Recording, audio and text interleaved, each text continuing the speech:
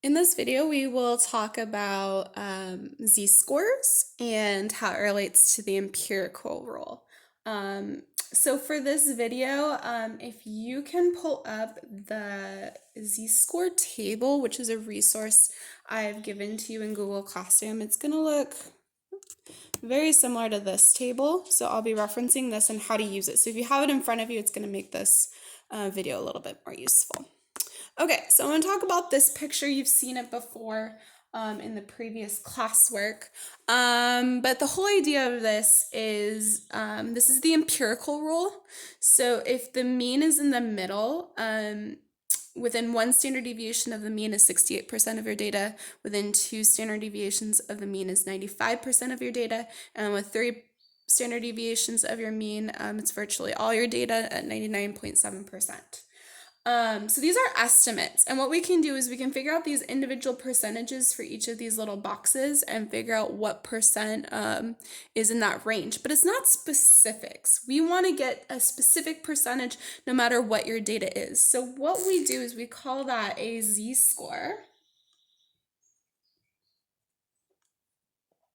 And the way you calculate that is you take your data value, you subtract your mean, and divide by the standard deviation. Really, really very straightforward. So what that does is it gives you a z-score. Then, once you have your z-score, then you are going to go to this table that I was talking about. Some calculators will actually calculate it for you. And what this shows you is it's whatever your z-value is on here, you're gonna find it. These are the percentages lower than your data value. It's always lower. So I'm gonna show you how to deal with if you needed to find a percentage above or a percentage in between. So the way this works is then you find your z-value. These are the negatives and these are the positives. That's the only difference. So if you get a negative z-value, that's going to be if your value's below your mean.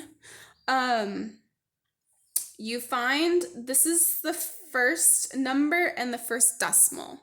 So like if it was negative 1.63, you go to the 1.6, and then at the top, this is the hundredths place. So you go 1.63, that would be 0.0516. So 5% would be your percentage there.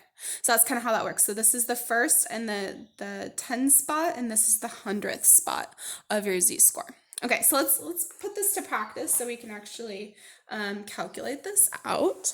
So let's say the things you need to know is you need to know the mean and the standard deviation. So let's say we are calculating the height of high school, let's say high school girls. So let's say the average height, I'm totally making this up by the way. Let's say the average height is, let's say 65 inches. It's pretty tall. And let's say we have a standard deviation of 2.5 inches. Okay, so Mrs. Silverwood is 63 inches tall. Let's calculate my percentage. So what we would do is we'd use this formula. So our z-score value is going to be 63 minus 65 divided by 2.5. So just put it in your calculator really quick. So I got negative 0.8. So that's our z-score. So now that doesn't really mean anything. Now I got to figure out the percentage. So what we're going to do, now you need this. I didn't get another value, so this would be 0.80. You need this always to two decimal places. So if you ever round it, it has to be to two decimal places or else it's not going to work on your z-table. Okay, so negative 0.8 is right here. And then we want to go to 0. So that's going to be 0.2119.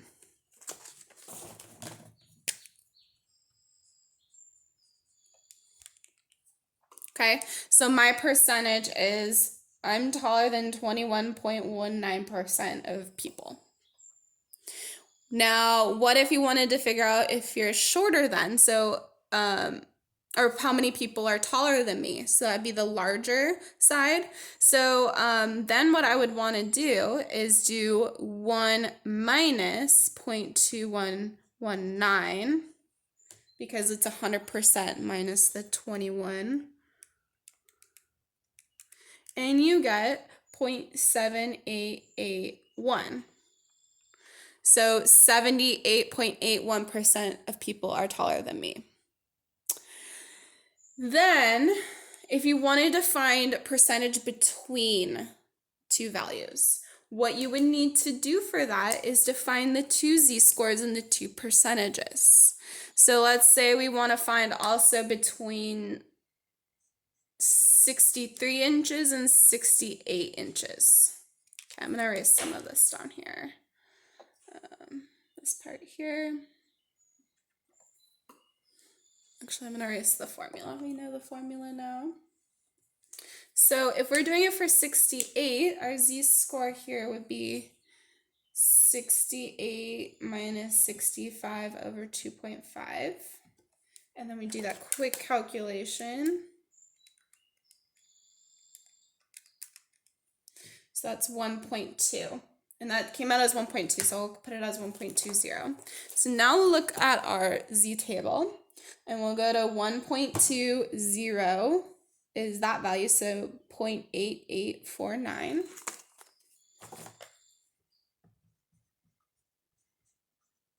So if we wanted to find what's the percent of people between 63 and 68 inches, we are now going to subtract these two values. So 0.8849 minus 0.2119. So that would be 0.673. So 67.3% of people are between 63 inches and 68 inches. Okay, so hopefully this video made sense. Make sure you walk yourself through the Desmos activity because that will also help to reinforce these ideas. Thanks for joining.